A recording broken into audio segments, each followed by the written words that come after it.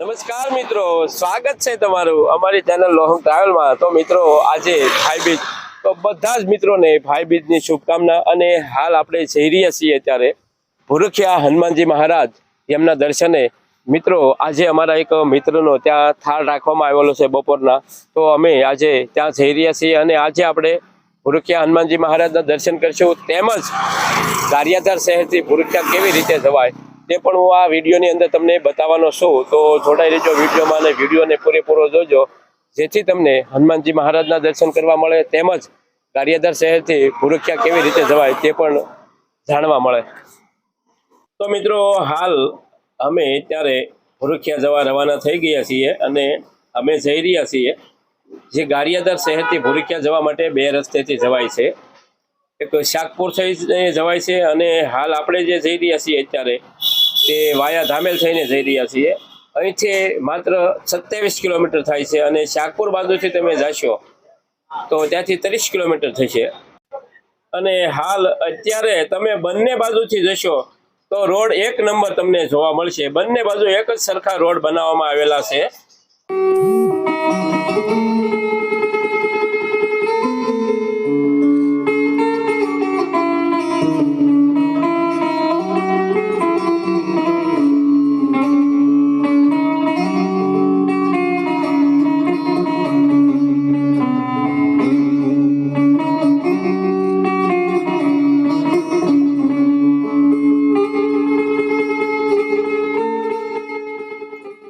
અને મિત્રો આપણે ગારિયાધારથી થોડું ચાલીએ એટલે સરસ મજાનું એક નાનું એવું પાંચટોપરા ગામ આવે છે।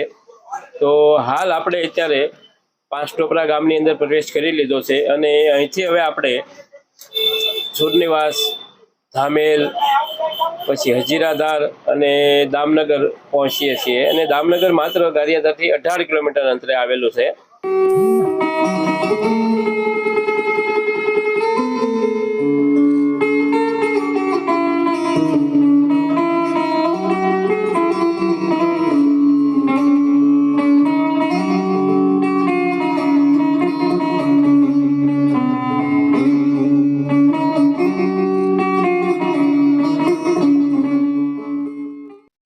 મિત્રો તમે ગારિયાધારથી ધામેલવાળા રોડે ચાલશો તો રસ્તામાં પેટ્રોલ પંપની પણ સુવિધા મળી જશે અને ગાડીમાં પેટ્રોલ ન હોય તો તમે પેટ્રોલ પણ અહીં પુરાવી શકો છો। અને હાલ અમારી ગાડીમાં પણ પેટ્રોલ ઓછું હોવાથી અમે પણ અહીં પેટ્રોલ પુરાવા આવ્યા છીએ અને થોડી જ વારમાં ભાઈ પેટ્રોલ પૂરી દેશે।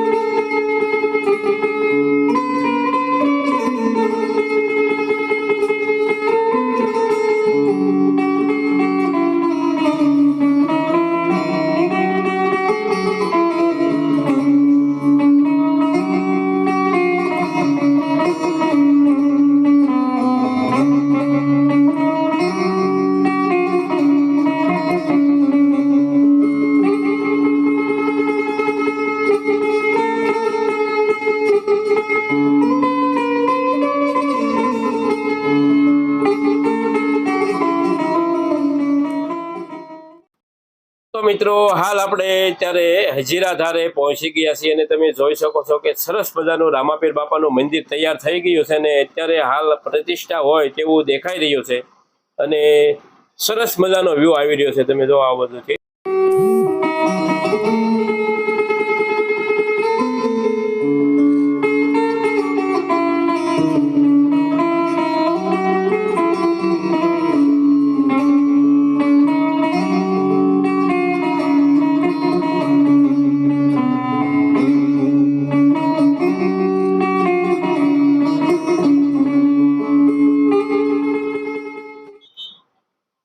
તો મિત્રો હાલ આપણે અત્યારે દામનગર શહેરની અંદર પ્રવેશ કરી લીધો છે અને અહીંથી હવે આપણે કયા રોડે જવાનું છે તે આગળ હું તમને બતાવીશ। વિડીયો પૂરેપૂરો જોજો। હાલ અત્યારે આપણે મેન બજારે, જે દામનગરની મેન બજાર છે ત્યાં જઈ રહ્યા છીએ અત્યારે. અને થોડું આગળ ચાલશું એટલે આપણે જે ગારિયાધાર બાજુથી જે વાયા શાકપુર થઈ અને રોડ આવે છે તે ભેગો થશે અને ત્યાંથી બંને રોડ ભેગા થઈ જશે અને આગળ આપણે ઢસા રોડે જવાનું છે અહીંથી સીધું. હવે થોડું હાલીએ એટલે જો અહીંથી તમને રોડ બતાવી દઉં તમને. આ સરસ મજાની ચાક માર્કેટ છે. બંને બાજુ તમે જોશો રસ્તામાં તો શાક, ફ્રૂટ અને શાકભાજી વેચાઈ રહી છે. અને અહીંથી હવે તમે જો ડાબી બાજુથી જો રોડ આવી રહ્યો છે તે ચાવરકુંડલા અને ગારિયાધાર બંને બાજુથી આવે છે. અને હાલ હવે આપણે અહીંથી સીધું જ ઢસા રોડે જવાનું છે. ને અહીંથી પણ એક ફાટો પડશે. જે ડાબી તરફ રોડ જાય છે તે દામનગરના એસટી બસ સ્ટેન્ડ તરફ જાય છે અને આપણે સીધું જવાનું છે.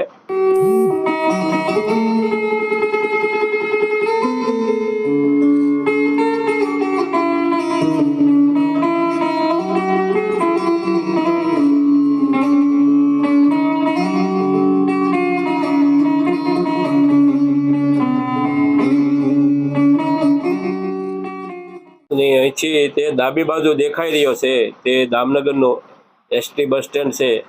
અને હાલ આપણે હવે દામનગરની બહાર પણ નીકળી રહ્યા છીએ. જો આ જે મેઇન ગેટ છે દામનગરનો, અને ત્યાંથી થોડા જ આગળ વધશું હવે આપણે એટલે અહીં ચોકડી આવે છે. ત્યાંથી આપણે ડાબી તરફ જે લાઠી બાજુ રોડ જાય છે ત્યાં જવાનું છે. જો આ તમે બોર્ડ પણ જોઈ શકતા હશો. આ બાજુ આપણે લાઠી બાજુ અહીંથી વળવાનું છે.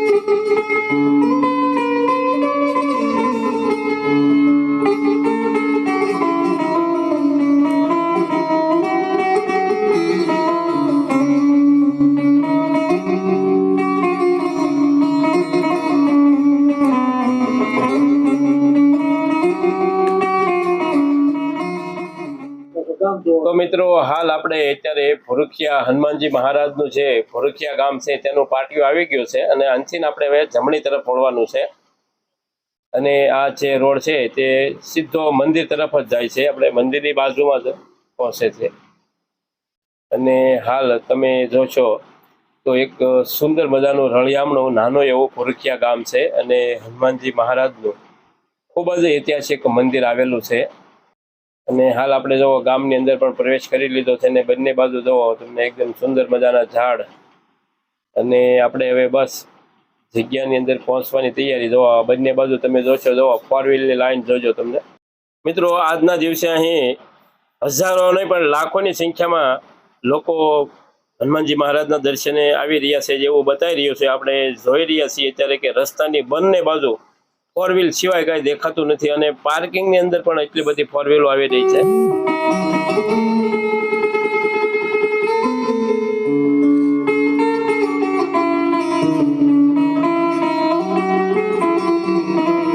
આપણે જે હનુમાનજી મહારાજનું મંદિર છે તે મંદિરના પટાંગણમાં પ્રવેશ કરી લીધો છે અને ગાડી પણ પાર્ક કરી લીધી છે.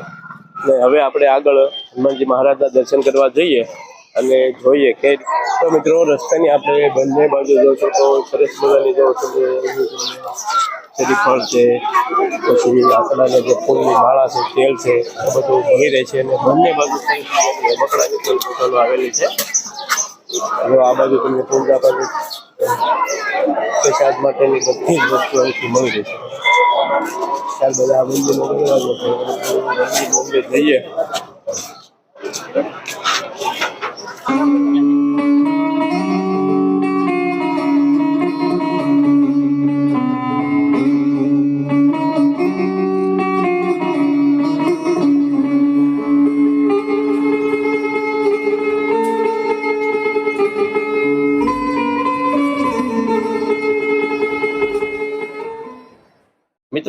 લોબીમાં એક સરસ મજાનું જે મંદિરની સામે એક રામ અને સીતા મૈયાનું એક સુંદર ચિત્ર બનાવવામાં આવેલું છે અને તમે જોશો તો ચિત્રને કોઈ અડે નહીં તે માટે સરસ મજાને જો ટેબલ ગોઠવવામાં આવ્યા છે ફરતા. તો આજના દિવસે તમે જોઈ શકો છો જે દર્શનાર્થી આવેલા છે તેમની જેટલા આજે લોકો દર્શન માટે આવેલા છે અને હાલ આપણે મંદિરે જોઈશું ત્યાં પણ એટલી જ લાઈટ થઈ છે કે પણ ખૂબ જ ભીડ જોવા મળે છે.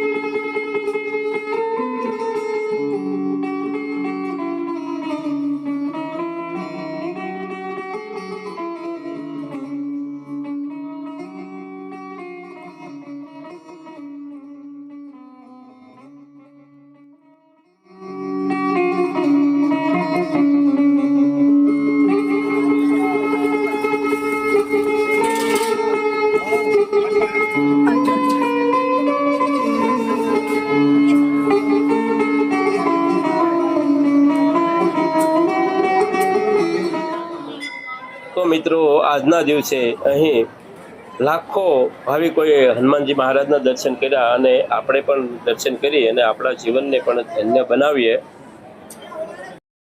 મિત્રો મંદિરની સામે આપણે અત્યારે જોઈ રહ્યા છીએ જે નવું જે મંદિર બની રહ્યું છે તે બનાવી અને રાખવામાં આવેલું છે. મિત્રો આપણે હનુમાનજી મહારાજના દર્શન કર્યા તેમજ આપણે જે ગારિયાધારથી ભૂરખિયા કઈ રીતે જવાય તે સંપૂર્ણ નિહાળ્યું ને હવે આપણે જે થાળ છે હનુમાનજી મહારાજનો તેની પ્રસાદી લેવા જઈ રહ્યા છીએ.